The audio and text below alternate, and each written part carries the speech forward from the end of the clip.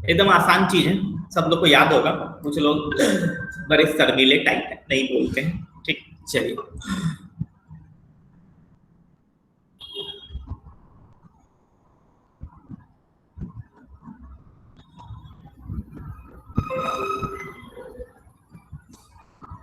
Screen नजर आ रहा है अब आप लोग को? Yes sir. Yes sir. ठीक, तो एक दो प्रश्न कर लेते हैं, आसान आसान प्रश्न, हम लोग जटिल क्वेश्चन करते ही नहीं। ठीक है, तो एलआर सर्किट आरसी सर्किट का लास्ट क्लास में किए थे।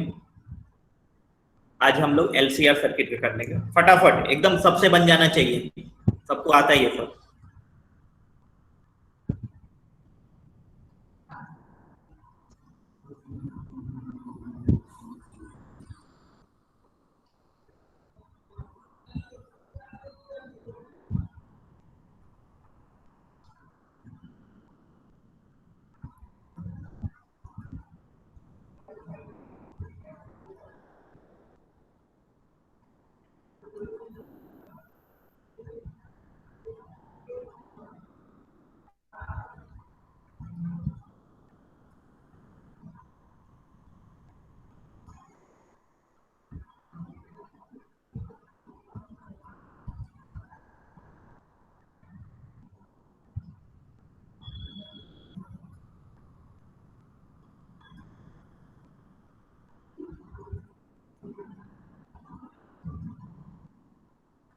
ठीक है, चलिए सॉल्व करना आप लोग स्टार्ट कर दीजिए।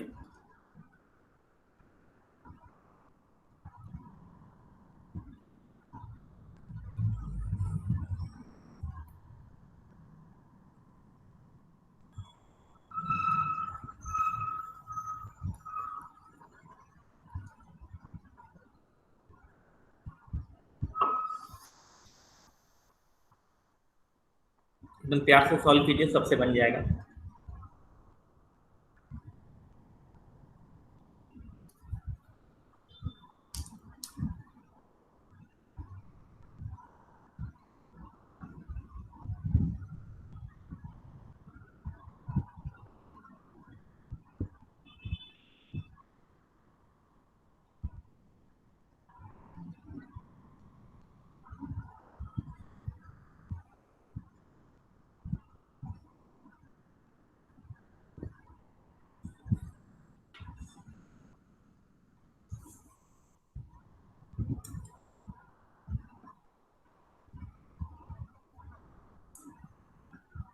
सब लोग सॉल्व कीजिएगा, बैठे मत रहिएगा कोई भी, मैं चिल कर सकता हूँ। एक्सेल का फॉर्मूला ओमेगा एल होता है, एक्सी 1/ओमेगा सी होता है, Z √r² plus XL minus XC का होल स्क्वायर होता है। एक्सएल और एक्सी का वैल्यू से आप पता चल जाएगा ये सर्किट किस तरह बिहेव करेगा।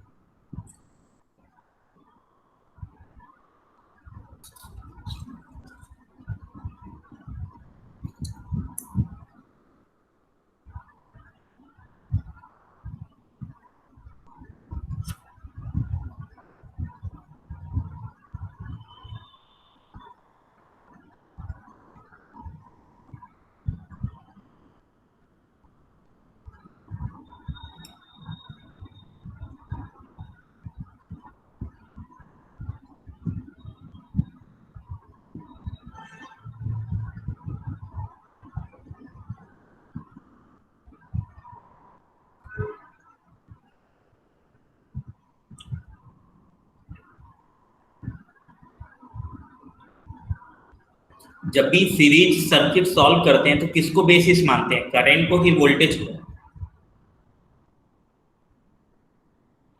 करंट। याद रखना करंट सेम होता है, करंट को बेसिस मान के हम लोग फेजर ड्रॉ करते हैं। ऐसे इन जनरल पूछना, वैसे इसमें वैसा कोई जरूरत नहीं है।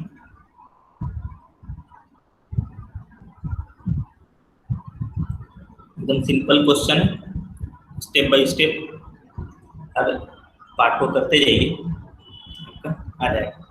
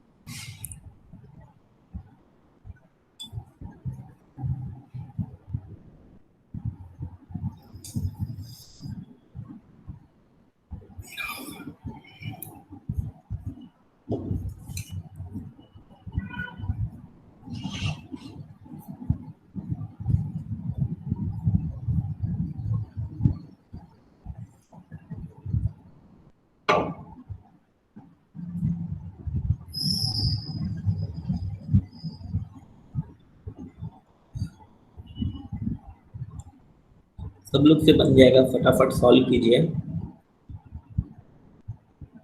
सिंपल फार्मूला यूज कीजिए।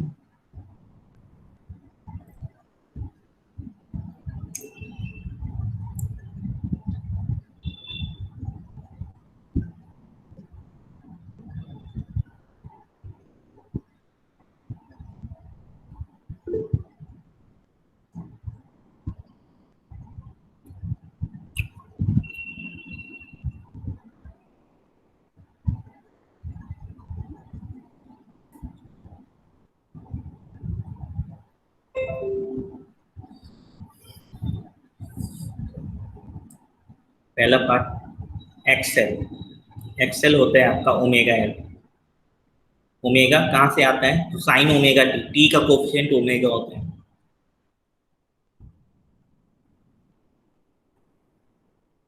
एल कहाँ से आएगा? दिया हुआ है 60 मिली हेनरी, मिली मतलब -3, उससे 600 ओम आएगा। एक्सी निकालेंगे 1/ओमेगा सी होगा, और ये माइक्रो फैरेड है, 1/ओमेगा सी होता है, तो ये 200 ओम आ गया। एक्सएल और एक्सी आ गया, तो जेड का फॉर्मूला क्या होता है? √r² plus XL minus XC का होल स्क्वायर। तो आर आपका 300 है, और एक्सएल माइनस एक्सी करेंगे तो 6 में से 4, तो ये 400 का स्क्वायर, यानी ये 500 ओम आएगा। और ये सर्किट कैसा बिहेव करेगा? बोलो। इंडक्टिव। ठीक है, क्योंकि आप देखिएगा एक्सएल जो आ रहा है आपका 600 आ रहा है, वो एक्सी से बड़ा है, यानी ये सर्किट का नेचर इंडक्टिव होगा। सेकेंड पार्ट, आई नॉट क्या होता है, ई नॉट बाई जेड, यानी 50/500, यानी 1/10 यानी 0.1 एम्पियर। फाइव 10 फाइव होता है XL minus XC, since inductor बड़ा है तो XL minus XC upon R. अगर कैपेसिटर बड़ा रहता है तो उसके अकॉर्डिंग यूज करते हैं। तो एक्सएल माइनस एक्सी करेंगे तो आपका 400/300 यानी 4/3, इससे फाइव जो आएगा 53 डिग्री। सिंस एक्सएल बड़ा है तो कौन लीड करेगा, वोल्टेज। वोल्टेज लीड करेगा करंट।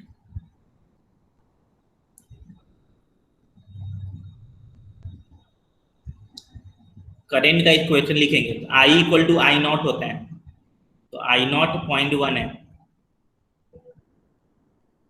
वोल्टेज का फेज दिया हुआ था। अब मुझे बताओ +53 लिखूंगा कि -53 लिखूंगा, माइनस। माइनस, क्योंकि वोल्टेज लीड करेगा तो करंट क्या होगा, लैग होगा। करंट लिख रहा हूं मैं तो लैग कितना 53 डिग्री, 0.1 sin 10⁻⁴ t -23। किसी को भी कोई डाउट है? No sir. नहीं। No sir. अब फिफ्थ में वी आर, रेजिस्टेंस का सिर्फ वोल्टेज लिखना है तो आई आर होता है, आई 0.1 है और आर 300 है, 0.1 को 300 से मल्टीप्लाई करेंगे तो 30 आ जाएगा। अब करंट को बेसिस मान के रेजिस्टर का वोल्टेज लिखना है, तो करंट और वोल्टेज रेजिस्टर में क्या होता है, फेज में होता है, तो सेम फेज का होगा। VL लिखेंगे तो आई एक्सएल होगा, आई 0.1 है और एक्सएल कितना है 600, तो मल्टीप्लाई करेंगे तो 60 आएगा।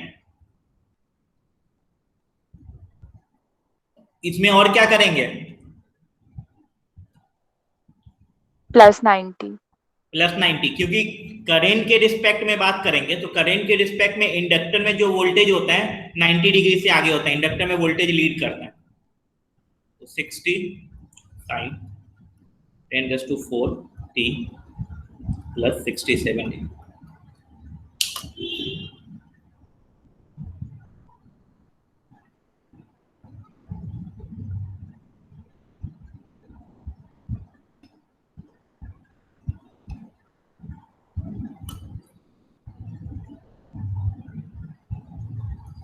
फिर VC लिखेंगे तो आई एक्सी होता है, आई 0.1 है और एक्सी कितना है 200, तो 20 sin, करंट का ये फेज है और कैपेसिटर में वोल्टेज लैग करता है कितना 90 डिग्री से, तो करंट के रिस्पेक्ट में 90 डिग्री से लैग करेगा, तो 20 sin 10⁻⁴ t -130। सबको क्लियर है? Yes sir.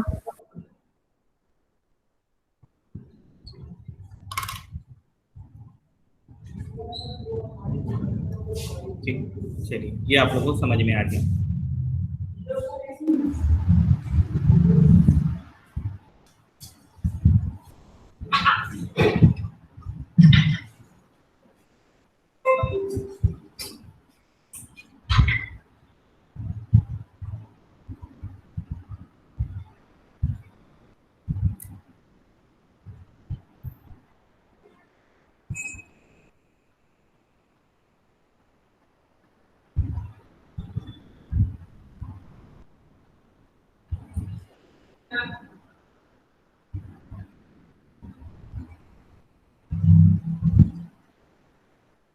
ऐसा ही सिमिलर क्वेश्चन है एक,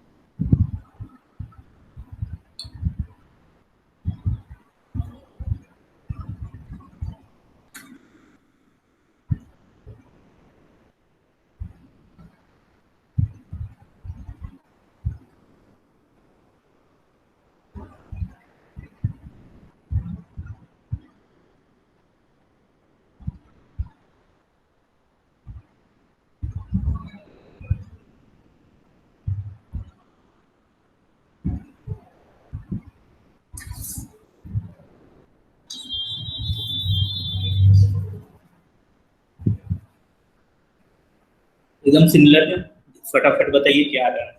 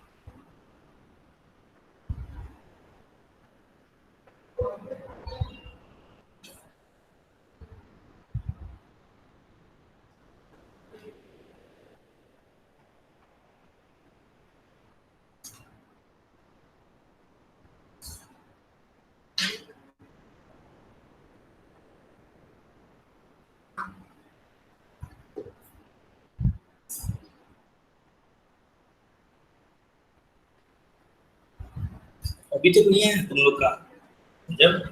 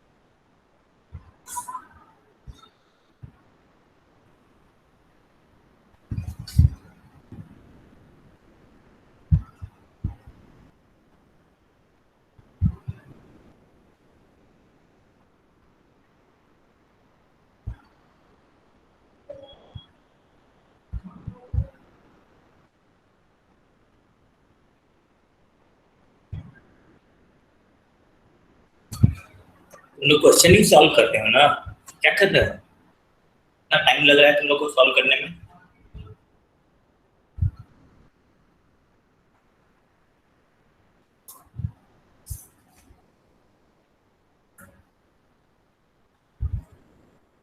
तो पूरा क्लास इसी में निकाल दोगे क्या भाई?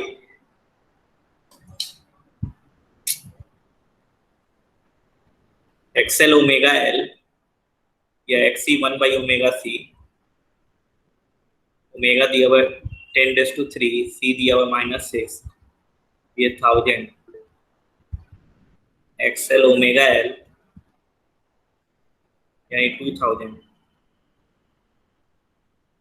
जेड होता है आपका आर स्क्वायर यानी 1000 का square plus XL minus XC, इन दोनों का डिफरेंस लेंगे तो वो 1000 ही आएगा। ये आपका 1000√2 हो गया। Peak value of current I naught equal to E naught by Z 0.1 ampere, ठीक है। और एक्सएल ही बड़ा है तो tan phi XL minus XR, तो 2000 माइनस 1000 अपॉन R, तो ये 1 आ रहा है यानी phi इक्वल टू 45 डिग्री। और सिंस XL बड़ा है तो V लीड करेगा। इतना निकालने वाले तुम लोग इतना टाइम लगा देते हो ना भाई। 0.1 sin 1000t, और सिंस वोल्टेज लीड कर रहा है तो करंट लैग होगा कितना से 45 डिग्री से, तो वी आर निकालना है तो आई आर होता है 0.1 और आर कितना 100 साइन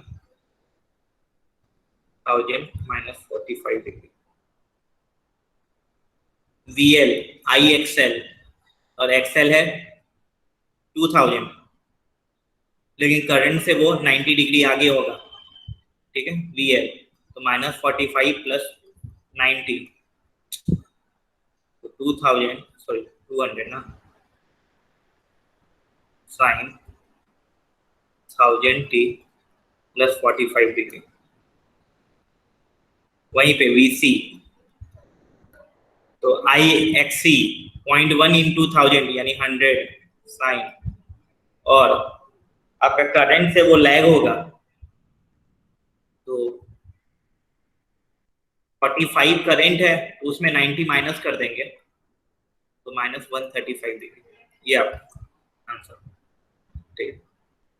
लेकिन अगर बोलता है कि वोल्ट मीटर में रीडिंग कितना आएगा, अगर वोल्ट मीटर लगा देते हैं रेजिस्टेंस में, कैपेसिटर में, इंडक्टर में, तो आप लोगों को बताया मैं वोल्ट मीटर कौन सा रीडिंग देता है? एवरेज। एवरेज। एवरेज देता है।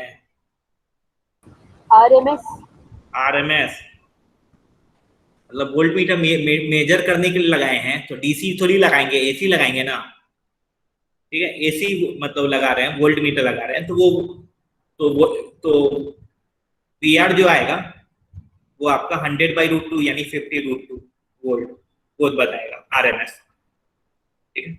उसी तरह वो क्या नाम है, इंडक्टर में 100√2 आएगा, कैपेसिटर में 50√2 आएगा। वैल्यू ये होगा, अगर बोल रहा है कि वो उसके क्रॉस वोल्टेज अगर पूछता है, ठीक है, तो आपका डिपेंड करेगा, अगर टाइम के फंक्शन में दिया हुआ है तो ये लिखना है। पीक वैल्यू जनरली आपको आरएमएस बोलता है तो पीक का अपॉन √2 कर देना, 100/√2, 200/√2, 100/√2, ये आपका आंसर है। चलो ये आप लोग समझिए, ठीक। तो आप लोग को जब ग्राफ बताया था ये एलसीआर सर्किट का,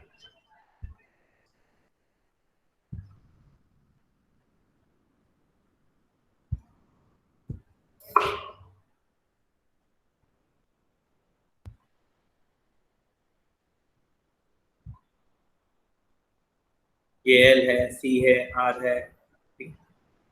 तो इसमें आपका जो जेड का ग्राफ बताया था आपको मैं, जेड वर्सेज ओमेगा का, वो आपका ऐसा होता है, ओमेगा नॉट यानी 1/√LC पे आपका जेड मिनिमम होता है, वो कितना होता है, आर के बराबर। फिर आपने को मैं पीक वैल्यू ऑफ करंट बताया था, आई नॉट वर्सेज ओमेगा का ग्राफ, तो I naught E naught by Z होता है, तो इसका इसी का ग्राफ का उल्टा ऐसा टाइप का। और करंट मैक्सिमम 1/√LC पे, और ये आपका आई नॉट मैक्सिमम वो कितना E naught by R. Same logic से फेज का ग्राफ बनाते हैं, ठीक है। मान लो वोल्टेज आगे है करंट से, तो उसको पॉजिटिव फेज मानते हैं। वोल्टेज आगे है फेज से, यानी एक्सएल ग्रेटर देन एक्ससी, तो V lead I, XL less than XC, V lag I, XL equal to एक्ससी।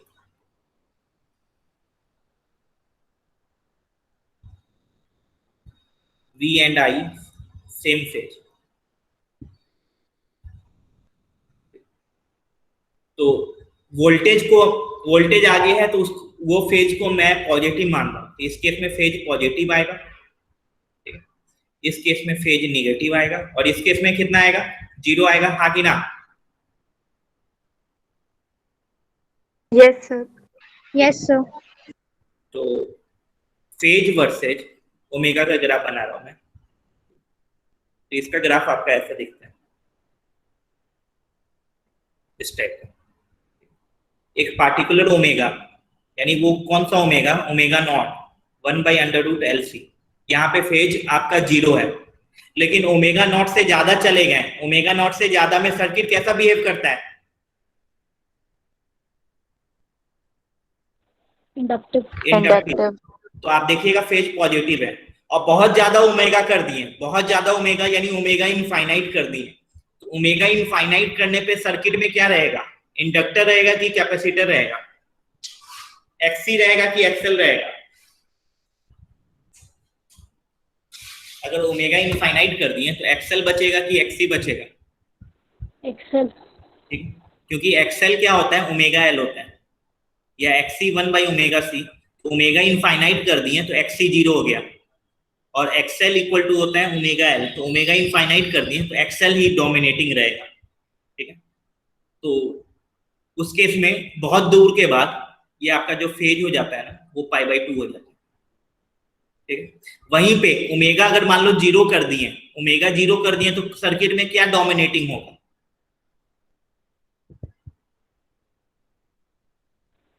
XC. Omega 0 कर दिए तो एक्सएल तो गायब हो गया, लेकिन एक्सी इनफाइनाइट हो गया, यानी ऐसा समझो कि सिर्फ सर्किट में प्योर कैपेसिटिव है।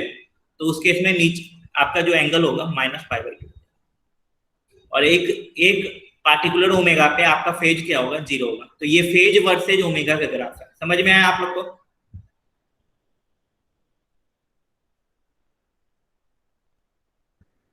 समझ में आया कि नहीं? Yes, sir. ठीक।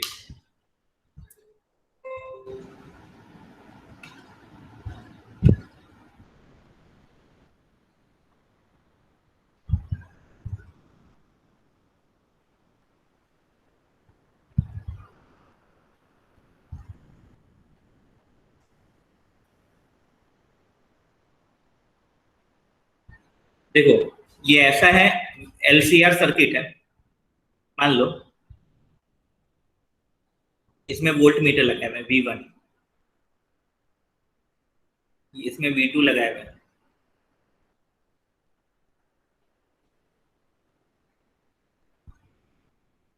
इसमें V3 लगाया हुआ है, ऐसा। फिर एक V4 भी है, तो इन दोनों, ठीक है। एक V5 भी है,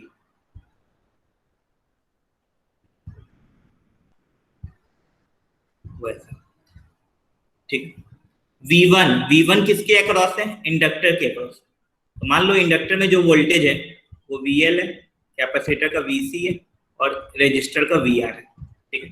तो V1 जो वोल्ट मीटर है, वो किसका वोल्टेज बताएगा, इसका।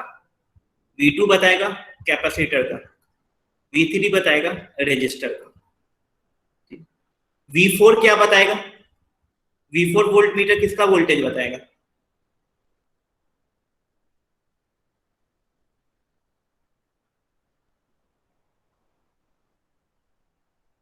V4 वोल्ट मीटर किसका वोल्टेज बताएगा? सर्किट। किसका? क्या बोली? V4 मैं पूछ रहा हूँ। ये 1 है, ये 2 है, ये और कैपेसिटर। इंडक्टर और कैपेसिटर का रिजल्टेंट बताएगा। ठीक है, तो आप लोग को बताया मैं, इंडक्टर और कैपेसिटर का जो वोल्टेज होता है दोनों के बीच का फेज कितना होता है? 180 डिग्री होता है कि नहीं होता है? Yes sir. ये VL है और ये VC है, तो उस केस में नेट वोल्टेज कितना होगा? ये दोनों का रिजल्टेंट क्या होगा? VL माइनस VC होगा या VC माइनस VL होगा, हाँ कि ना? Yes sir. ठीक है, तो ये आपका, तो इस केस में VL माइनस VC बताएगा ये। ठीक है, V5 क्या बताएगा?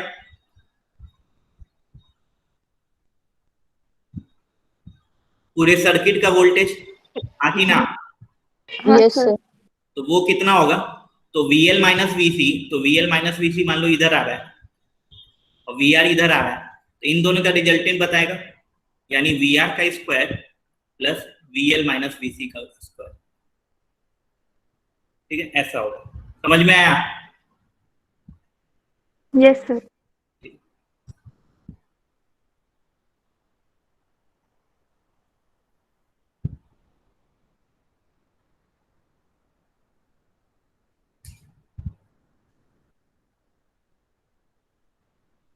इन केस ऑफ रेजोनेंस, ये नॉर्मल है, इन case of resonance,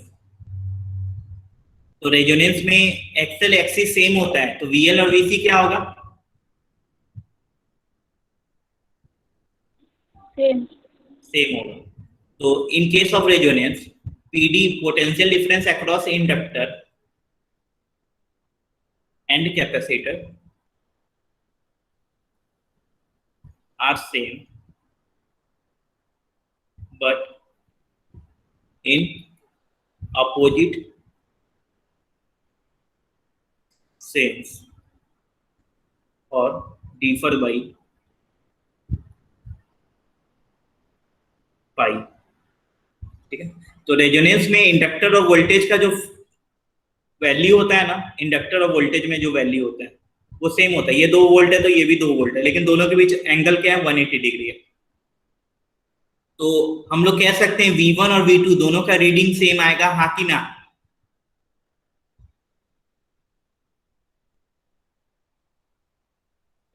yes sir. Resonance में V1 और V2 का रीडिंग सेम आएगा, तो V1 और V2 का रीडिंग, तो reading of V1 V2 same.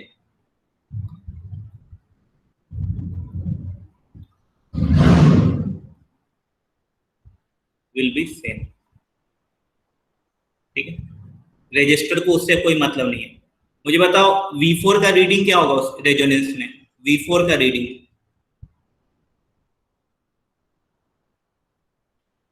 Resonance में V4 का रीडिंग क्या होगा?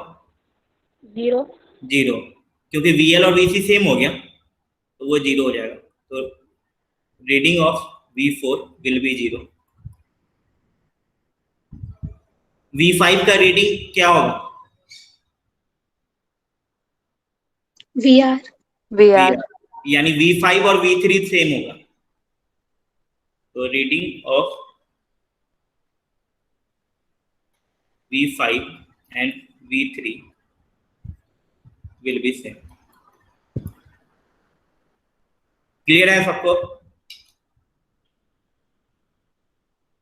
Yes sir.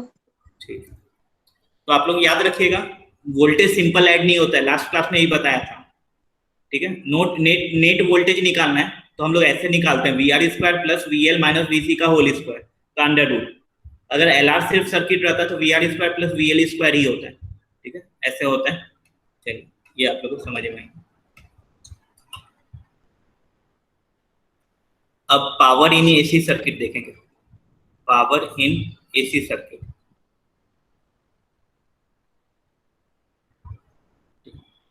तो देखो, सर्किट में करंट फ्लो हो रहा है, ठीक है, सर्किट में करंट फ्लो हो रहा है और वोल्टेज भी है, लेकिन करंट टाइम के साथ चेंज होता है, वोल्टेज भी टाइम के साथ चेंज होता है, तो पावर भी टाइम के साथ चेंज होगा कि नहीं होगा? होगा।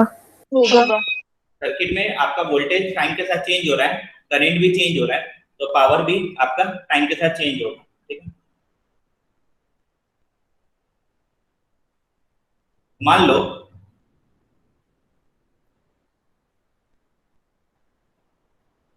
लेट एन ईएमएफ, ये भी एक डेरिवेशन है, E equal to E naught sine omega T is applied to series LCR circuit, series LCR circuit, and current in the circuit is given by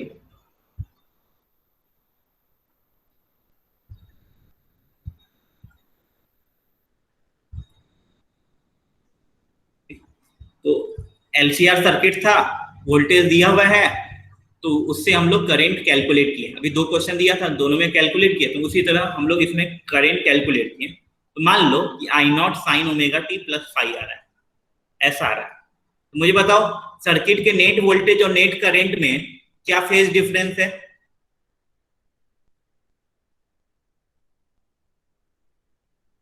circuit के five.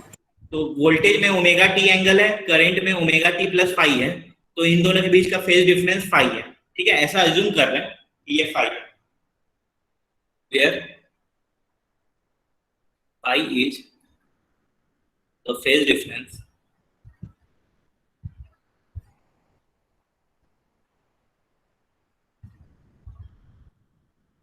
Between current and voltage.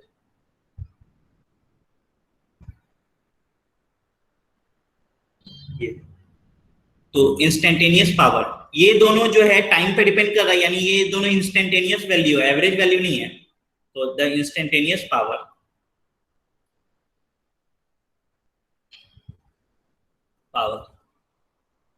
is given by, तो voltage और आई के term में power का formula क्या होता है? P equal to क्या होता है? वोल्टेज और आई के टर्म में पावर का फॉर्मूला क्या होता है? VI। VI। तो यहाँ पे E आई है, तो ये आपका हो गया E not I naught sine omega T plus five, ये ऐसा हो। दोनों आई और ई का वैल्यू डाल देंगे। ठीक है, ये है। तो आप देख रहे हैं ये पावर फ्लक्चुएट हो रहा है, टाइम के साथ फ्लक्चुएट हो रहा है, तो हम लोग क्या निकालेंगे?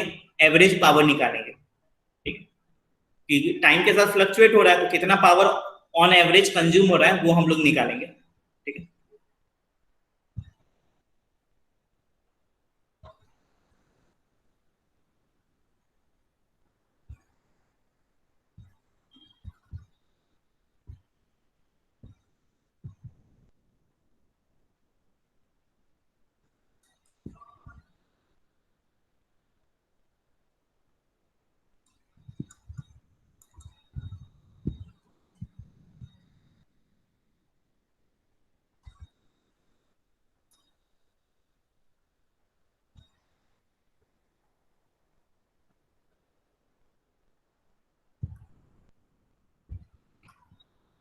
तो आपका पावर फ्लक्चुएट हो रहा है, तो हम लोग एक टाइम पीरियड में कितना पावर, एवरेज पावर कंज्यूम होगा वो निकालेंगे। ठीक है, एवरेज पावर अब अपने को निकालना है।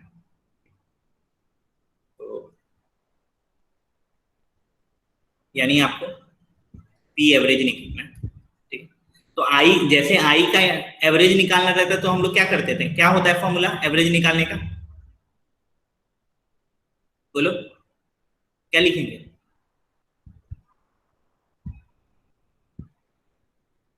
ऐसा साइन करके क्या फॉर्मूला लिखते थे? जैसे आई का होता था वैसे ही पी का होगा, क्या लिखेंगे formula? Integration P dt upon integration dt।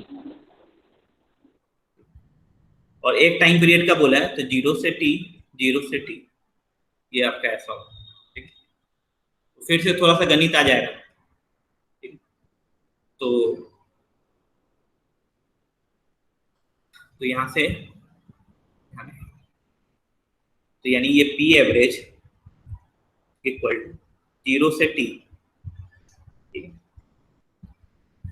और पी डी टी, तो p कितना था, E naught I naught sine omega T और sine omega T plus D T.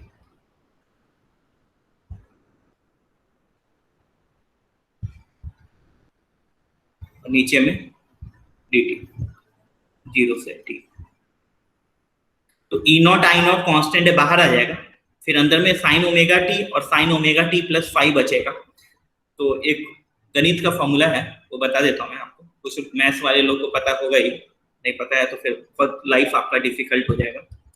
मान लो साइन ए है और साइन बी है, साइन ए है और साइन बी है, तो मान लो 2 साइन ए साइन बी है, इसको हम लोग क्या लिखते हैं, क्या लिखते हैं रे, बोलो।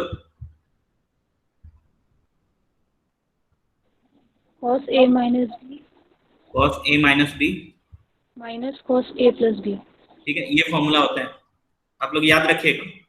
2 sine A sine B, sine A sine B है, तो cos a minus B cos a plus B, cos a minus B cos a plus B, ये फॉर्मूला याद रखने का।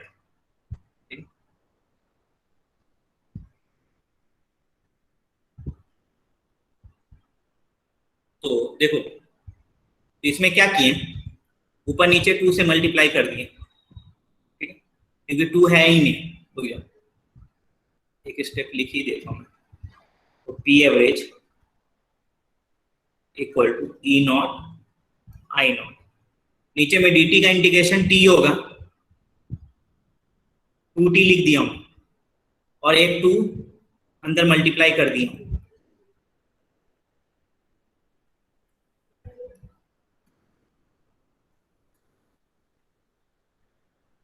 जीरो से t, ठीक है, ऐसा है।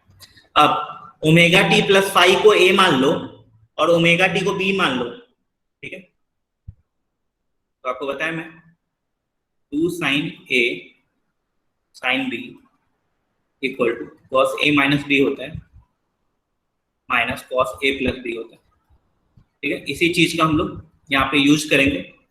तो इसको मैं बोला है a मान लेने, इसको b मान लो, ठीक है। मुझे बताओ तुम लोग सोच के, पहला टर्म क्या लिखूंगा मैं,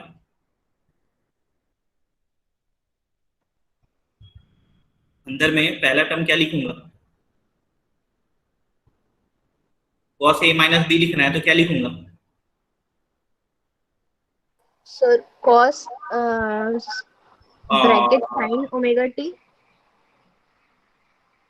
क्या बोली, पहला term cos a minus B में क्या आएगा, cos के अंदर क्या आएगा, sir sin omega T minus sin omega T plus 5 dt।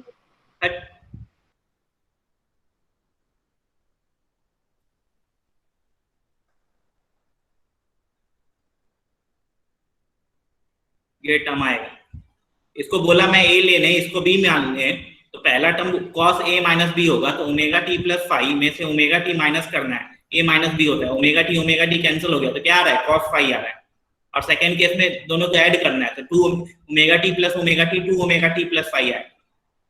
ये पूछ रहा हूँ, साइन साइन बता रही हो,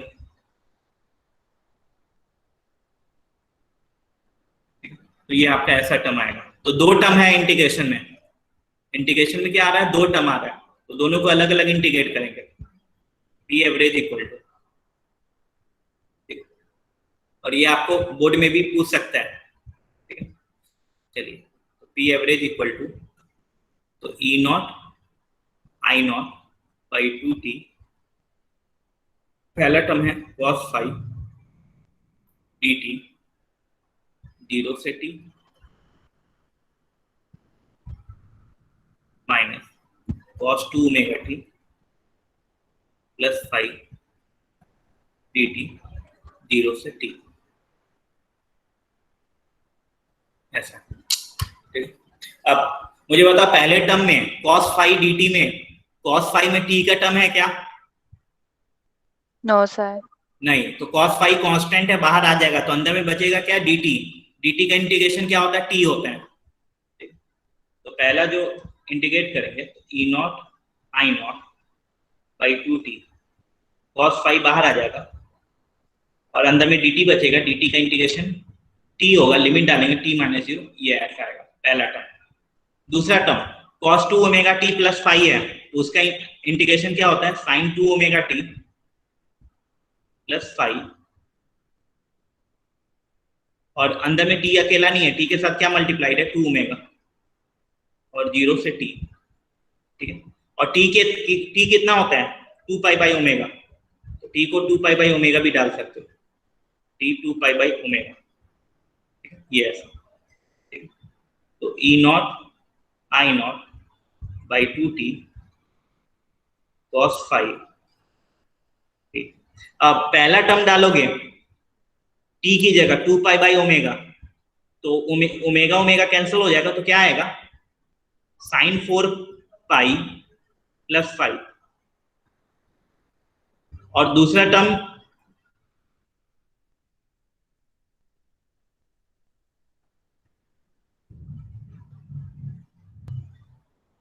जीरो डालोगे तो सिर्फ sin फाई आएगा, और 3 पाई मतलब 360 में कोई भी टर्म ऐड करो, 360 में कोई भी डिग्री कोई भी एंगल ऐड कीजिएगा उसका भी वैल्यू वही होगा, तो आपका जो सेकेंड टर्म आएगा ना, तो ये भी sin फाई है, ये भी sin फाई है, ठीक है। तो दोनों कैंसिल हो जाएगा, तो ये पूरा टर्म कैंसिल हो जाएगा, ठीक है। तो सिर्फ आपका क्या बचेगा, फर्स्ट टर्म बचेगा, ठीक है। याद रखना 360 के में कोई भी एंगल ऐड कीजिए, 4 पाई मतलब 720 होता है, 360 में कोई एंगल ऐड कीजिए, ठीक है। यानी कहने का मतलब, चलिए इसको निपटा देते हैं। तो यहाँ पे P average equal to E naught I naught by 2 T into cos phi into T, वो वाला टर्म 0 होता है, तो यहाँ से आपका ई नॉट आई नॉट बाई 2 ये आ रहा है आपका answer cos five, T T cancel हो जाएगा, तो यहाँ पे कोई टाइम का फैक्टर वगैरह नहीं आ रहा है, simple E naught I naught by 2 into cos five होता है, ठीक है। और बाकी जो लोग हैं, मान लो ये फाई एंगल है, ये फाई है, ठीक है, ये एंगल, ये तुम अभी यहाँ पे हो, 4 पाई मतलब 2 इंटू 2 पाई, 2 इंटू 2 पाई, 2 पाई मतलब एक बार सर्कल, 4 पाई मतलब 2 बार सर्कल, यहां से तुम एक बार सर्कल कंप्लीट करो, फिर 2 बार सर्कल कंप्लीट करो, 2 बार सर्कल कंप्लीट करने के बाद भी यहीं आ रहे हैं, यानी 5 में 2 पाई ऐड भी कर दोगे तो भी तुम वहीं पहुंच रहे हो कि नहीं पहुंच रहे हो? Yes sir. या 4 पाई भी ऐड करोगे तो भी वहीं पहुंचेगे, ठीक है। इसलिए वो टर्म आपका साइन 4 पाई प्लस फाई, वो भी साइन फाई होगा, और दूसरा टर्म साइन फाई है, तो दोनों कैंसिल होकर 0 0 हो जाता है, तो बस पहला टर्म बचता है, ये पावर का फॉर्मूला आ गया E naught I naught by 2 cos phi, यानी average power equal to E naught by 2 है तो हम लोग इसको ऐसे लिखते हैं, आई नॉट बाई 2 है इसको ऐसे लिखते हैं, और इसको cos five. E naught by 2 को क्या लिख सकते हैं, ई आर एम एस लिख सकते हैं कि नहीं लिख सकते हैं? Yes sir. और ये आर एम एस हो, I R M S into cos five,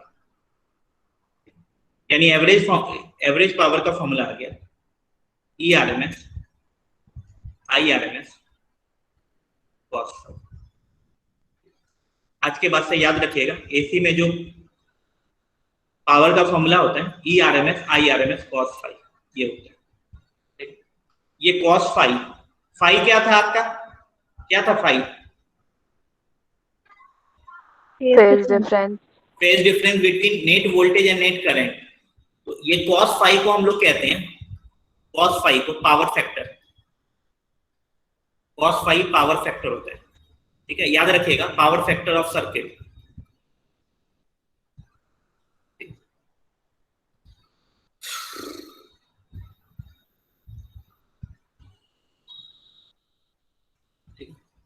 और ई आर एम एस और आई आर एम एस, ये प्रोडक्ट को हम लोग कहते हैं सिर्फ एपेरेंट पावर, एपेरेंट पावर, और ये वाला जो था पावर, वो एवरेज पावर जो निकाले थे वो ट्रू पावर होता है, ट्रू पावर, यानी पावर फैक्टर इक्वल टू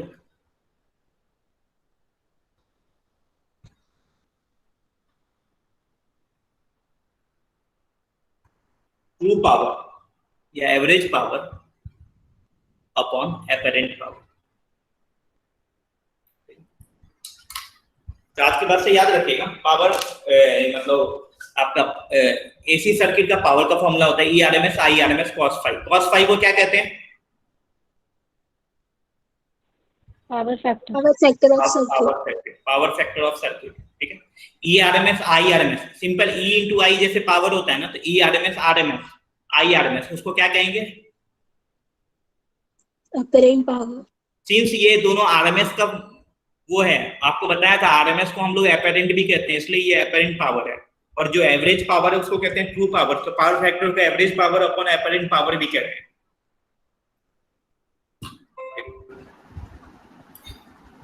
तुम लोग थोड़ा सोच के बताओ, अगर प्योर इंडक्टिव सर्किट रहेगा, प्योर इंडक्टिव सर्किट, तो प्योर इंडक्टिव सर्किट में आपका वोल्टेज और करंट के बीच का फेज डिफरेंस कितना होता है?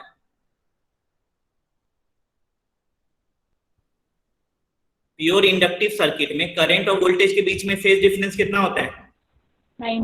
90। तो उस केस में पावर फैक्टर कितना होगा?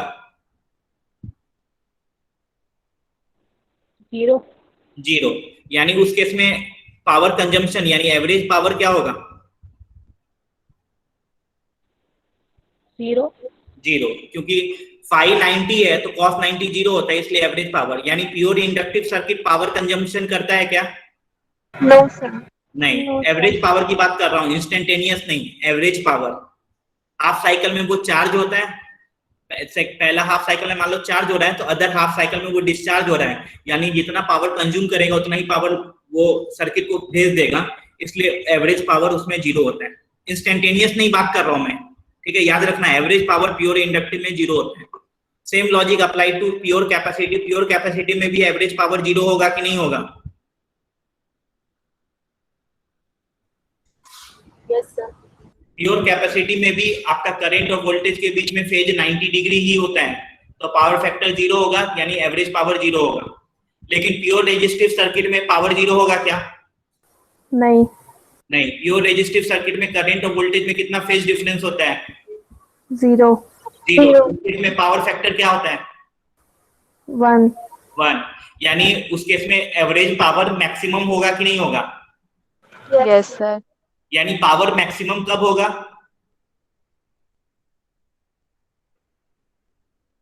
पावर मैक्सिमम कब होगा? जब सर्किट कैसा होगा? Pure resistive. लेकिन मान लो LR सर्किट है, तो LR सर्किट में पावर फैक्टर 1 होगा कि 1 से कम होगा? 1 से कम होगा।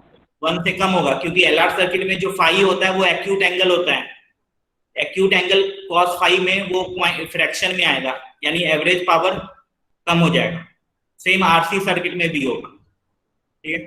LCR सर्किट में भी आपका पावर कंजम्पशन होगा, लेकिन LCR सर्किट रेजोनेंस में मैक्सिमम पावर देगा कि नहीं देगा? LCR सर्किट रेजोनेंस में कैसा बिहेव करता है? प्योर रेजिस्टिव, ठीक है। तो उस केस में आपका पावर फैक्टर 1 होगा। देखो,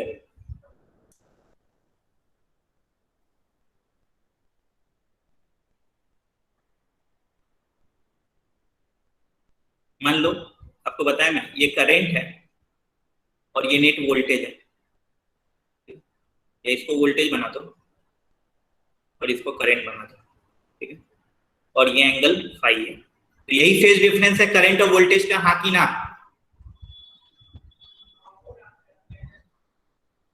हेलो, सुनाई दे रहा है आपको? Yes sir.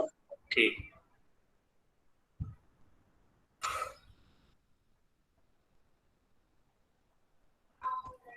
अब क्या बताने वाला था ना? हाँ, आपको बताया मैं, फेजर मतलब करंट को और वोल्टेज को उसको कैसे फॉर्म में लिखना? वेक्टर फॉर्म में। तो इस करंट का 2 कंपोनेंट होगा, एक कंपोनेंट इधर आएगा, वो कौन सा कंपोनेंट होगा? cos theta. हाँ, I cos phi, cos theta. ठीक है, I cos phi। और एक करंट का इधर कंपोनेंट आएगा, वो I sin phi। पावर में लेकिन कौन सा फॉर्मूला यूज हो रहा है, कॉस वाला या साइन वाला? cos वाला. Cos वाला. यानी पावर हम लोग लिखते हैं तो यानी कॉस वाले कंपोनेंट की वजह से पावर कंजम्पशन होता है, साइन फाई की वजह से पावर कंजम्पशन नहीं होता है। तो इस करंट को हम लोग कहते हैं wattless current, wattless component of current.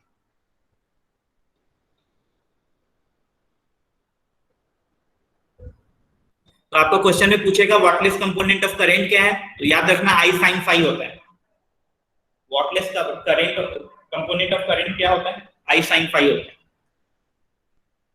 तो I sine phi wattless component of current.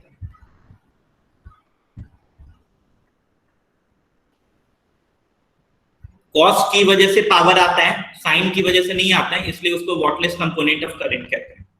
ठीक, फाई यहाँ पे याद रखना नेट वोल्टेज और नेट करंट के बीच का आपका फेज डिफरेंस है। तो वॉटलेस कंपोनेंट ऑफ करंट हमेशा याद क्या होगा, वॉटलेस कंपोनेंट कौन सा होगा, sin phi. I sine phi, I sine phi.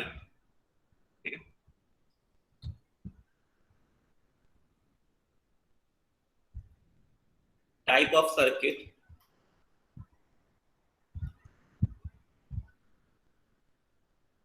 और एक और देखो,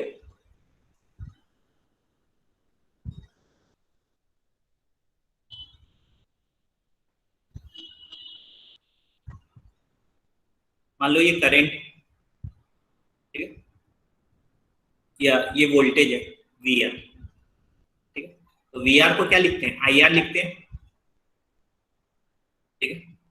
और ये मान लो वी एल आ रहा है या वी सी आ रहा है, और ये वी एल आ रहा है, वी एल। तो ये आई एक्सएल होता है, एलसीआर सर्किट की बात कर रहा हूँ, ये आई एक्स सी होता है, जो स्टैंडर्ड जो डायग्राम होता है वो, ठीक है। तो इन दोनों का रिजल्टेंट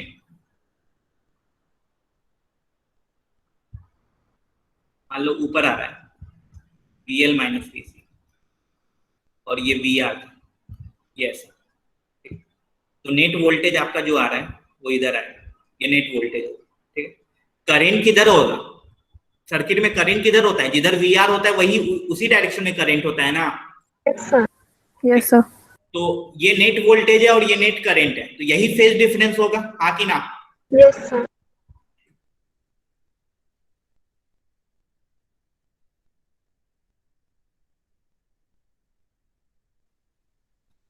तो ये V है, नेट वोल्टेज। तो नेट वोल्टेज को हम लोग क्या लिखते हैं, आई जेड लिखते हैं कि नहीं लिखते हैं,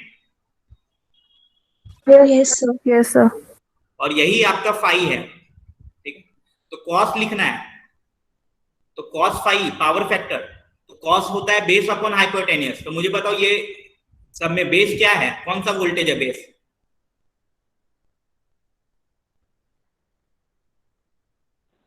V R. वी आर, और हाइपोटेनियस कौन सा है,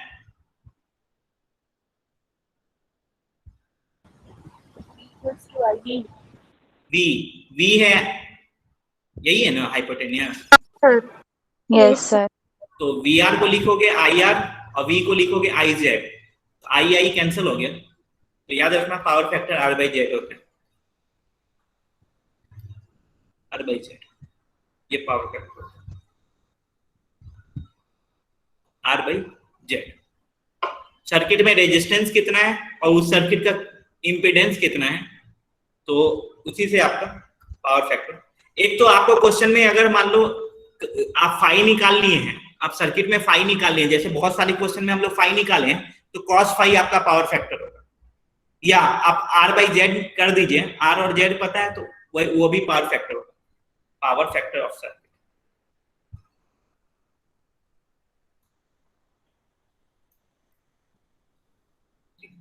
एक तो फाई फेज डिफरेंस करंट और वोल्टेज का इक्वेशन पता है, तो उससे आप फाई निकाल लिए तो कॉस फाई हो गया, या आर पता है जेड पता है तो उससे डिवाइड कीजिएंगे तो भी पावर फैक्टर आ जाएगा, ठीक है। यानी पावर फैक्टर इक्वल टू क्या होता है, सर्किट रेजिस्टेंस में जितना वोल्टेज है अपॉन टोटल सर्किट का वोल्टेज, और उसी से हम लोग R/Z निकाले। तो ये जो आपका आया था एवरेज पावर का फॉर्मूला क्या आया था? ERMS IRMS ERMS cos ERMS और क्या बोली? IRMS IRMS cos cos phi। अब ERMS को, ठीक है, तो ERMS को हम लोग लिख सकते हैं IRMS इंटू जेड। जैसे V इक्वल टू IR होता है ना, तो सर्किट का नेट वोल्टेज लिख रहे हैं तो V equal to IZ IR। और cos phi को और क्या लिख सकते हैं? R/Z। R/Z। तो Z कैंसिल हो गया, तो P average equal to circuit का नेट RMS वोल्टेज IRMS का स्क्वायर इंटू R। ये आ रहा है सिंपल, I स्क्वायर R नहीं करते हैं, IRMS का स्क्वायर इंटू R करते हैं। तो एवरेज पावर का ये फॉर्मूला यूज कीजिए, ये फॉर्मूला यूज कीजिए, दोनों सेम चीज है। चमका? Yes sir. ये आप लोगों को समझ में आ गया, ठीक है। तो एवरेज पावर का formula ERMS IRMS cos phi power factor होता है जिसका फॉर्मूला R/Z होता है, या आप डायरेक्ट करंट और वोल्टेज का इक्वेशन दिया हुआ है तो उन दोनों के बीच का फेज डिफरेंस होता है। तो फाई पता चल गया तो cos phi, या एवरेज पावर IRMS का स्क्वायर इंटू R भी कर सकते हैं, दोनों सेम चीज है।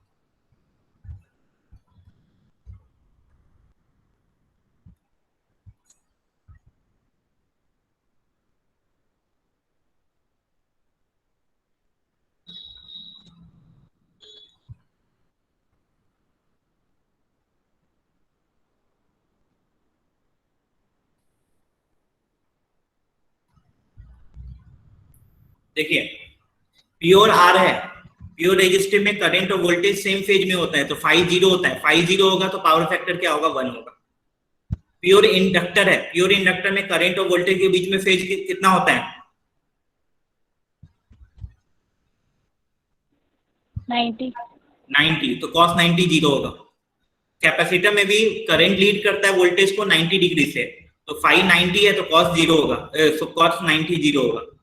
LR सर्किट में आपका पावर फैक्टर जीरो नहीं होता है, तो इस केस में पावर फैक्टर क्या होता है? R/Z। तो Z कितना होता है? √R² plus XL²। यही होता है कि नहीं होता है? बोलो। Yes sir. जैसे कि मान लो R और XL सेम है, तो उस केस में 1/√2 आएगा, यानी power factor 45 degree, sorry cos phi 1/√2 आएगा। RC सर्किट में आपका R√R² प्लस XC का स्क्वायर है। LC सर्किट में रेजिस्टेंस है क्या?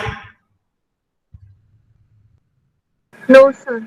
नहीं, तो R ही नहीं है तो पावर फैक्टर उसका क्या होगा? क्या होगा पावर फैक्टर? जीरो होगा कि नहीं होगा? R/Z होता है, तो R ही नहीं है तो पावर फैक्टर जीरो होगा। यानी आप देख रहे हैं जहां भी रेजिस्टेंस प्रेजेंट है वहीं पे पावर फैक्टर आता है, जहां पे रेजिस्टेंस गायब है जैसे प्योर L में, प्योर C में, LC में, वहां पे पावर फैक्टर जीरो। ठीक है, LCR में पावर फैक्टर क्या होगा, R बाई जेड यानी R square plus XL minus XC का होल स्क्वायर, ये ऐसा होगा। ये जनरल LCR है। 8th LCR at resonance. तो रेजोनेंस में XL और XC सेम होता है तो सर्किट कैसा बिहेव करता है,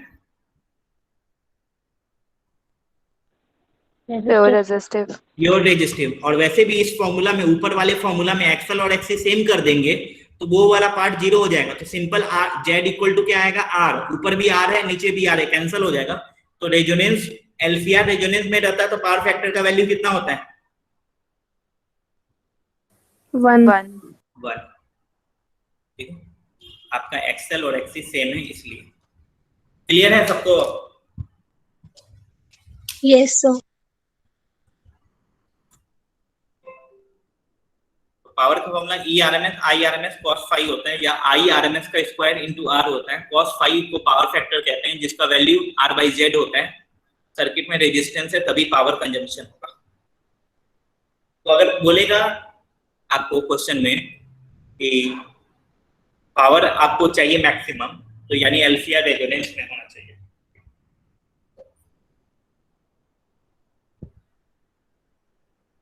LC सीरीज सर्किट, ठीक है, इसके बारे में बहुत चीज बता भी चुका हूं मैं आपको, इसलिए जल्दी से निपटा दूंगा इसको भी।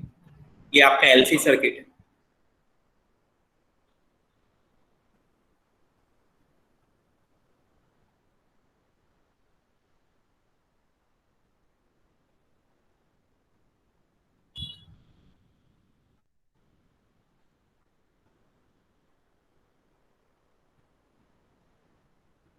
सीरीज है तो करंट को बेसिस मानेंगे, ये करंट।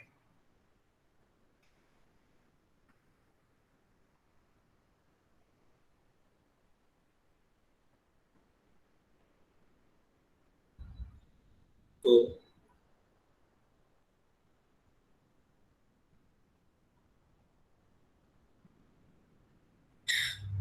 करंट आपको पता है कैपेसिटर का वोल्टेज किधर बनेगा, फर्स्ट क्वार्टर में, सेकंड, थर्ड, फोर्थ किधर बनाएंगे कैपेसिटर का वोल्टेज,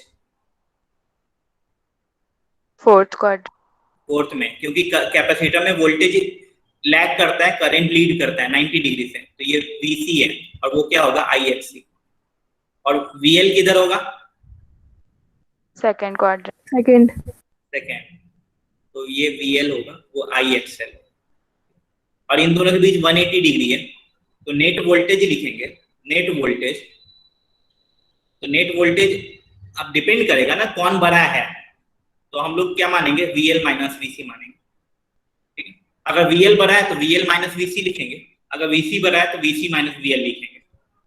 तो नेट करंट होता है IZ और VL है IXL और VC है IXC। तो Z इक्वल टू क्या है, XL minus XC।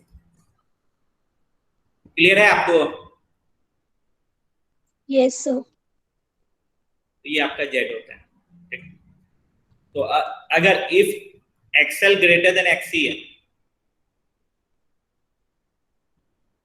XL greater than XC, तो इंडक्टर डोमिनेटिंग है, तो ये दोनों लाइन जो बनाया हूं मैं VL और VC का, तो उन दोनों का रिजल्टेंट किधर आएगा, ऊपर के साइड के नीचे के साइड, ऊपर. ऊपर। तो नेट वोल्टेज और करंट में कौन लीड कर रहा है,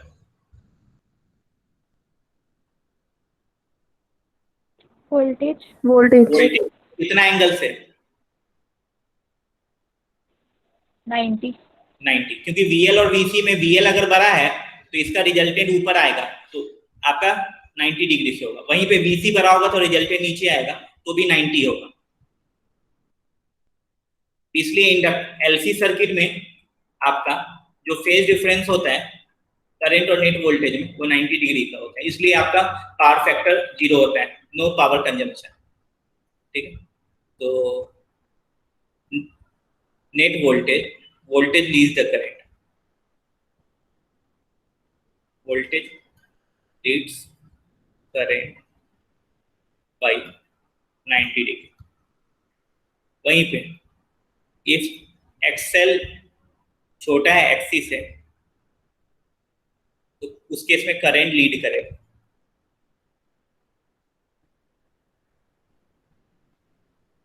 बाय 90 डिग्री। अब करंट क्या होगा, करंट इक्वल टू होता है E बाई जेड, ठीक है। तो यहाँ पे जेड है एक्सएल माइनस एक्सी।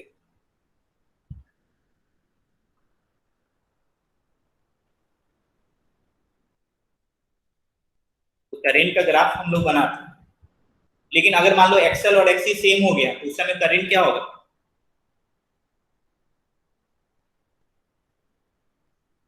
एक्सएल और एक्सी सेम हो गया, उस केस में करंट क्या हो जाएगा, Infinite. इनफाइनाइट। तो एक पार्टिकुलर ओमेगा पे, यानी ओमेगा नॉट पे 1/√LC, उस केस में आपका करंट इनफाइनाइट होता है। ओमेगा बढ़ाइएगा करंट डिक्रीज करेगा, घटाइएगा तो भी डिक्रीज करेगा। लेकिन एक पार्टिकुलर ओमेगा पे ये ऐसा रहता है। इधर ये आपका इंडक्टिव रहेगा, मतलब इंडक्टिव टाइप, और इधर वो कैपेसिटिव टाइप है। क्योंकि अगर ओमेगा नॉट डाल दिए 1/√LC तो एक्सएल और एक्सी सेम हो गया, तो करंट इनफाइनाइट हो जाएगा, इसलिए। अदरवाइज ये आपका ग्राफ ऐसा होगा। तो ये एलसी सर्किट है। तो एलसी सर्किट में याद रखना, एक्सएल बड़ा हो या एक्सी बड़ा हो, करंट और वोल्टेज में हमेशा 90 डिग्री रहेगा फेज डिफरेंस। अगर एक्सएल बड़ा है तो वोल्टेज लीड करेगा, एक्सी बड़ा है तो करंट लीड करेगा। क्लियर है आपको? Yes, sir. ठीक। अब इसमें हम लोग कोआइल यूज करते हैं, वर्ड कोआइल। कोआइल मतलब क्या होता है, ऐसा इंडक्टर टाइप ही होता है। लेकिन इसमें क्या होता है, इस कोआइल में एल भी होता है और आर भी होता है। याद रखना, कोआइल मतलब उसमें इंडक्टर भी है और रेजिस्टर भी है, ठीक है। कोआइल मतलब इंडक्टर भी है और रेजिस्टर भी है, ठीक। तो आप लोग थोड़ा सोच के बताओ, जैसे ये कोआइल है, कोआइल को डीसी सर्किट में लगा दिए, तो डीसी और आपको पता है एक्सएल क्या होता है, ओमेगा एल। तो डीसी सर्किट में फ्लक्चुएट होता है क्या, फ्रीक्वेंसी होता है क्या डीसी सर्किट का कुछ? No, sir. नहीं। तो डीसी सर्किट में फ्रीक्वेंसी 0 होता है। तो फ्रीक्वेंसी 0 होगा तो एक्सएल का पार्ट आएगा क्या? No, sir. नहीं। तो for DC circuit, for DC XL आपका 0 होता है, क्योंकि आपका फ्रीक्वेंसी 0 है, ठीक। तो डीसी सर्किट में ये आपका जो रहेगा ना, ये एल और आर दोनों है, लेकिन ये आपका सिर्फ आर की तरफ बिहेव करेगा।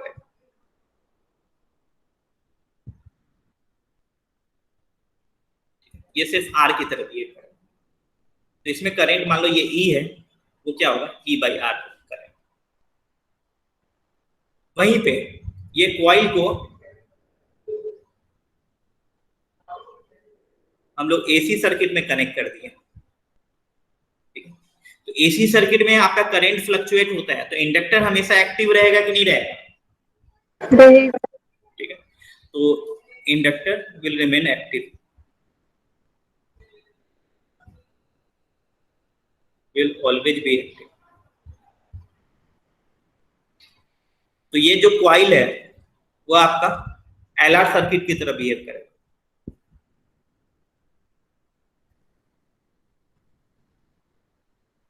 यानी ये एल है, ये आर है, तो इस केस में जेड जो होगा R square plus XL square दोनों। तो आई जो होगा वो ई बाई जेड होगा, ठीक है। और जनरली आपको दिया रहेगा जो डेटा, वो आरएमएस डेटा दिया रहता है। जैसे ऐसे इक्वेशन बना के नहीं दिया है आपको, मान लो ऐसा दिया हुआ है 220,50 हर्ट्ज, 220 वोल्ट 50 है। तो 220 वोल्ट कौन सा वैल्यू होता है, आरएमएस। जो दिया रहेगा ना वो आरएमएस रहेगा। हाँ, अगर ऐसे फॉर्म में लिखा हुआ है कि 50 साइन ओमेगा टी, तो ये पीक है। लेकिन अगर वैसे फॉर्म में रहेगा, ऐसे फॉर्म में कि 200 वोल्ट है, यानी ये आरएमएस वोल्टेज दिया हुआ। तो याद रखना, कॉइल डीसी सर्किट में सिर्फ कैसा रहता है, कॉइल में क्या क्या रहता है, सिर्फ रेजिस्टेंस, ठीक है। वहीं पे अगर एसी सर्किट रहेगा तो उसमें क्या होगा, इंडक्टर रेजिस्टेंस दोनों। इंडक्टर रेजिस्टेंस दोनों होता है। चलिए कुछ कुछ क्वेश्चन दे रहा हूं मैं आप लोग को, ठीक ठीक। आप लोग को पावर का फॉर्मूला बताया, E R M S I R M S cos phi. Cos phi को हम लोग क्या कहते हैं? Power factor. पावर फैक्टर, जिसका formula cos phi equal to क्या होता है? R by Z. r by Z.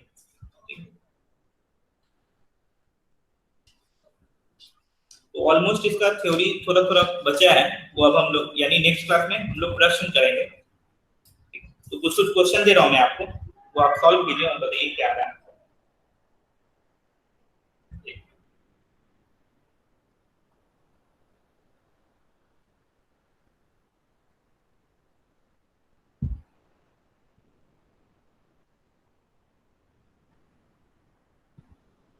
Yes.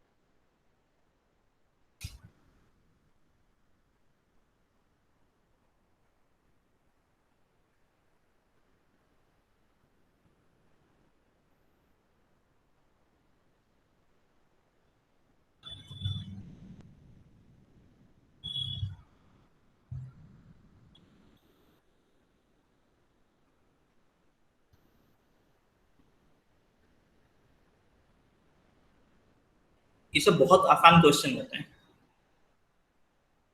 आप देख के ही आंसर बता सकते हैं कि कौन सा ऑप्शन होगा। अभी थोड़ी देर पहले आपको ये वोल्ट मीटर वाला रीडिंग वाला क्वेश्चन आपको समझा रहा था। आपको V3 का रीडिंग बताना है और एमीटर का रीडिंग बताना है।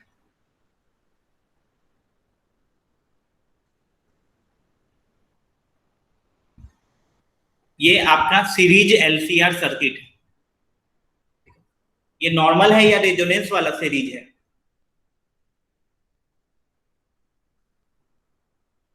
ये नॉर्मल LCR सर्किट है या रेजोनेंस वाला LCR सर्किट है? Resonance. क्यों, कैसे पता चला तुमको? VL और VC सेम है। हाँ ठीक।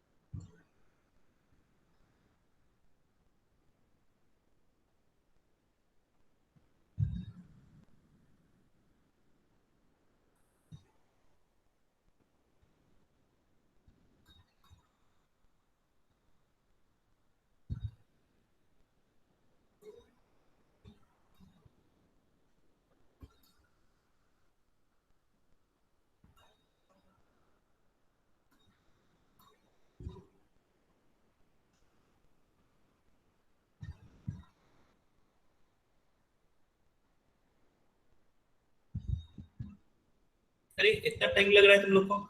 वीएल और वीसी सेम है, यानी ये रेजोनेंस है। रेजोनेंस में जेड क्या होता है?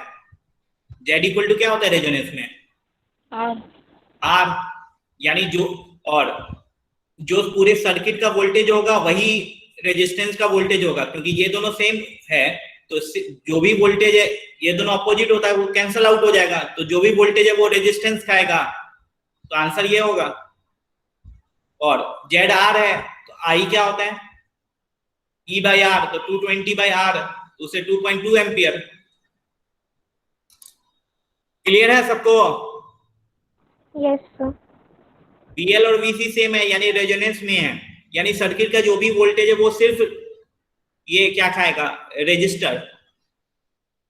ये दोनों इंडिविजुअल वोल्टेज खा रहा है, लेकिन दोनों का फेज अपोजिट होता है, तो प्लस माइनस कैंसिल हो जाता है।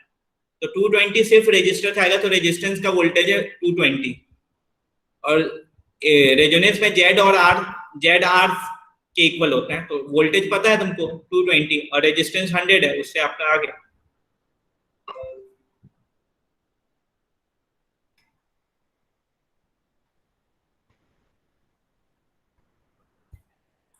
इस केस में एक्सएल और एक्सी निकालो, और सर्किट में टोटल रेजिस्टेंस देख लो। यहाँ पे 4 है, ऊपर 6 है, तो टोटल रेजिस्टेंस आ जाएगा, जेड आ जाएगा। एक बार जेड आ गया तो उससे तुम्हारा आई आ जाएगा। और हमेशा याद रखना, वोल्ट मीटर और एमीटर कौन सा डेटा बताएगा? आरएमएस। आरएमएस। तो ई नॉट बाई जेड करोगे तो वो आई नॉट आएगा, लेकिन आई नॉट आंसर नहीं होगा, आई नॉट बाई √2 आंसर होगा।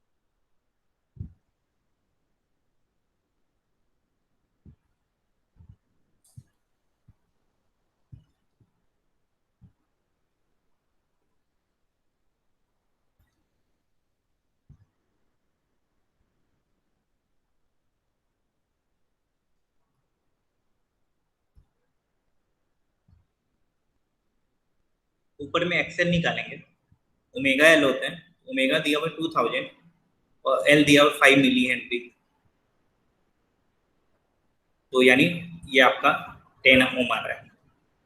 एक्सी 1/ओमेगा c होता है, तो 5 इंटू 2000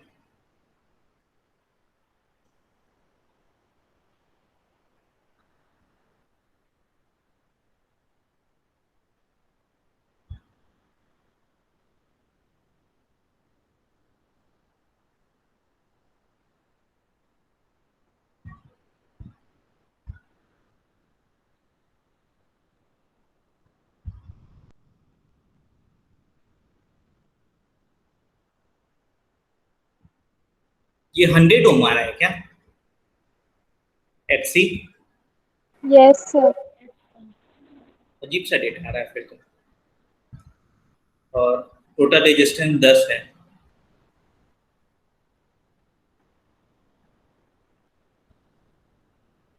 तो वोल्ट मीटर और एमीटर का रीडिंग 100 कैसे आएगा?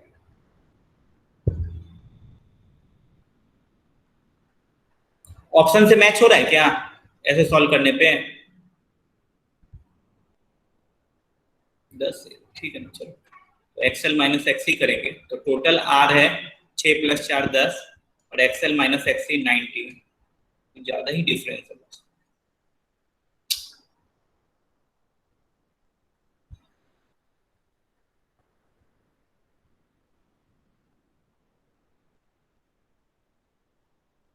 तो डेटा का लोचा हुआ,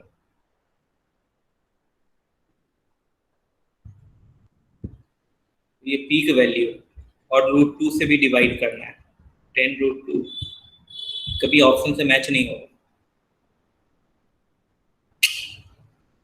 अगर मान लो ये 50 लेते हो तो होगा क्या, ये 10 ओम लेते हैं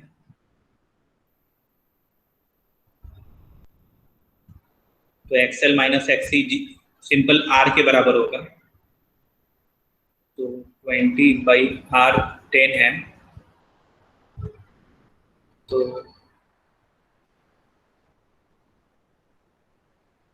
केस में 2 एम्पियर अपॉन √2 करोगे तो √2 यानी 1.4 एम्पियर। थोड़ा सॉरी, डेटा के कुछ तो गड़बड़ हो गया, ये 50 माइक्रोफैरेड हो, लिखा भी गलत है, यहाँ से मैं लिखा हूँ ये 50 होगा, तो 50 से कीजिएगा ना तो आपका एक्सी 10 ओम आएगा। एक्सएल और एक्सी सेम आ रहा है यानी रेजोनेंस है, रेजोनेंस में जेड इक्वल टू क्या होता है, आर होता है, तो आई नॉट क्या होगा, ई नॉट बाई जेड होगा, तो उससे 2 एम्पियर आएगा, तो आई आर एम एस क्या होगा, तो 1.4 एम्पियर। अब वोल्ट मीटर में तो सिंस ये रेजोनेंस है, ये वाला और ये वाला रेजोनेंस है, सॉरी ये नहीं, इंडक्टर और कैपेसिटर रेजोनेंस है, तो उसमें दोनों का वोल्टेज सेम आएगा और दोनों एक दूसरे को कैंसिल कर देगा, तो ये जो रेजिस्टेंस का जो वोल्टेज है वही ओरिजिनल वोल्टेज है वोल्ट मीटर का, तो रेजिस्टेंस करंट है 1.4 और उसका ये है उससे 5.6 है, तो ये चमका ना आप लोग को? Yes, sir. ठीक है, वो डेटा थोड़ा सा वो है, ठीक। ये आखिरी क्वेश्चन है, ये आपका कॉइल वाला जो बताया था ना उससे रिलेटेड है, तो सिंपल कॉइल डीसी में कनेक्ट करेंगे तो आपको पता ही है वो सिर्फ रेजिस्टेंस रहेगा, उससे आर आ जाएगा, जब एसी में कनेक्ट करेंगे तो वो आर और एक्सएल दोनों होते हैं, बताओ क्या है?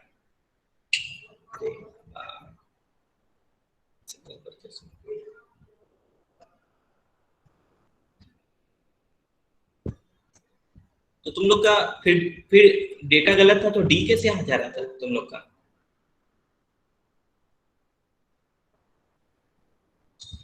पहले ही मान लिए क्या तुम लोग, जैसे मैं मान लिया?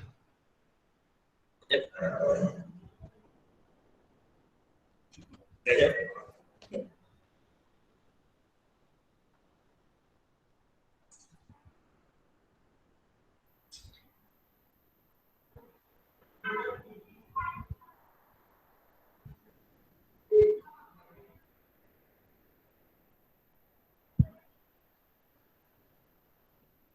गलत दिया बुक में भी।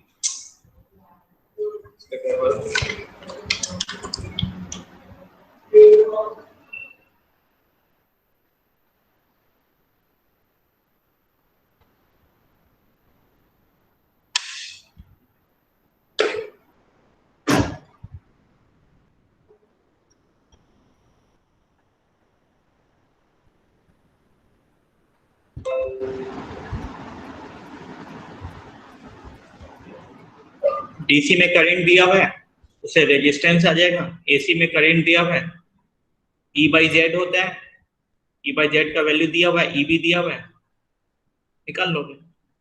और ओमेगा दिया हुआ 50, तो एल आ जाएगा।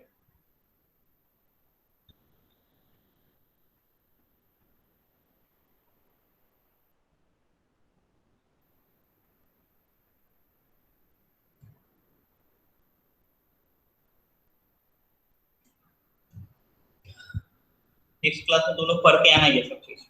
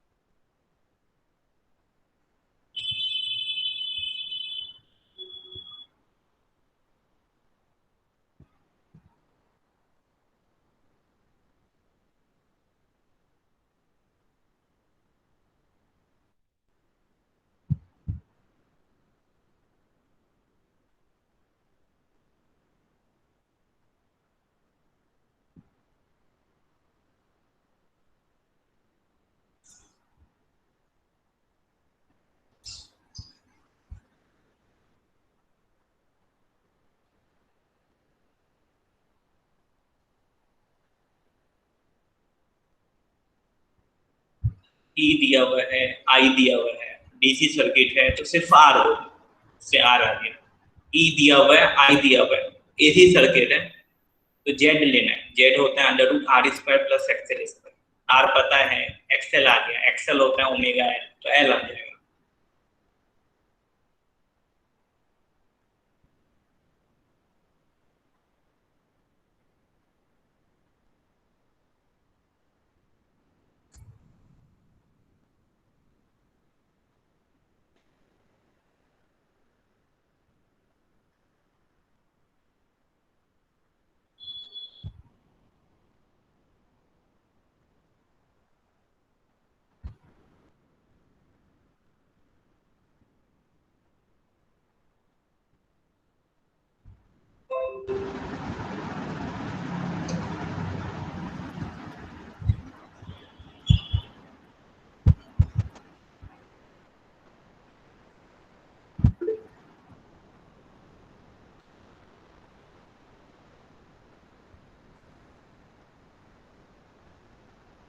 कॉइल को डीसी सर्किट में लगाते हैं तो एल का कोई काम नहीं होता।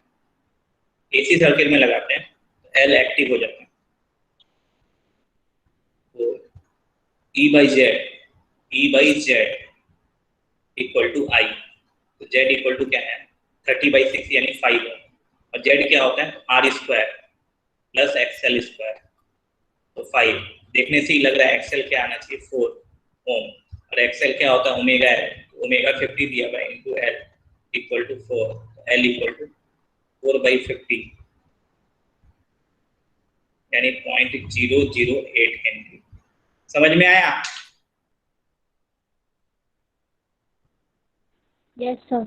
ठीक है, याद रखिएगा कॉइल को डीसी में लगाते हैं सिर्फ रेजिस्टेंस रहता है, तो करंट दिया हुआ है, वोल्टेज दिया हुआ, उससे रेजिस्टेंस आ जाएगा।